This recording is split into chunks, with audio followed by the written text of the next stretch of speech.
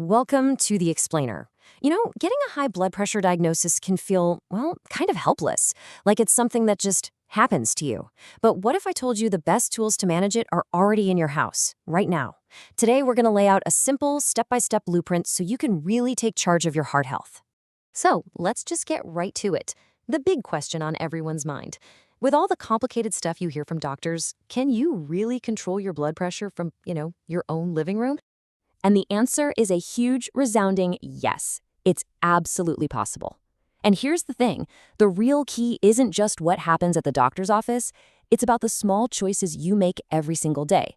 So let's get into this blueprint and see exactly how it works. Okay, so here's our game plan.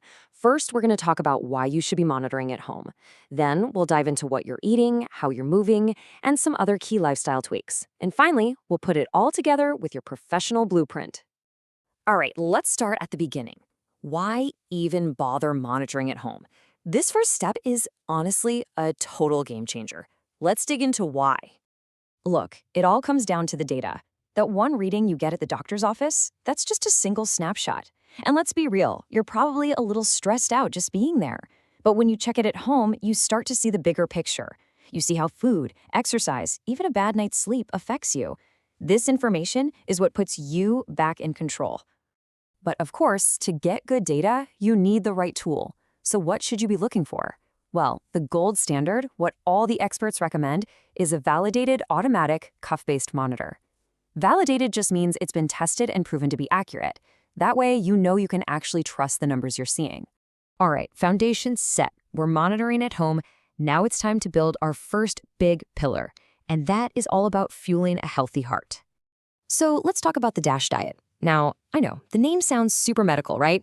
It stands for Dietary Approaches to Stop Hypertension. But honestly, the idea behind it is incredibly simple.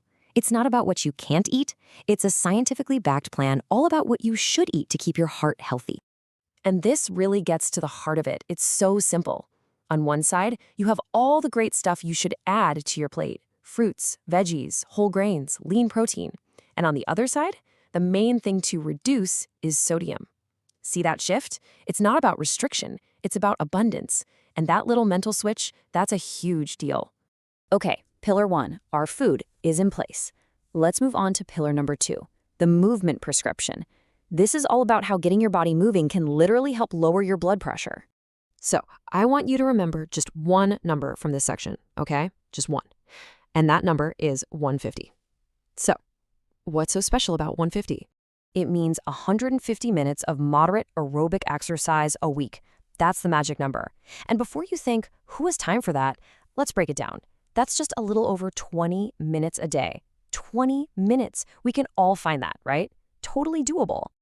And look, moderate exercise doesn't mean you have to become a marathon runner overnight. Not at all. It can be as simple as a brisk walk, jogging, going for a swim, or riding your bike. The key is finding something you actually like to do. Because let's be honest, the best exercise is the one you'll actually stick with. Okay, let's lock in our third pillar, mastering your lifestyle. This one is kind of the glue that holds everything else together. It's about a few key habits that really amplify all the good work you're doing with your diet and exercise. So think of these as 4 big levers you can pull to make a real difference. We're talking about maintaining a healthy weight, getting a handle on chronic stress, limiting alcohol, and of course, avoiding smoking.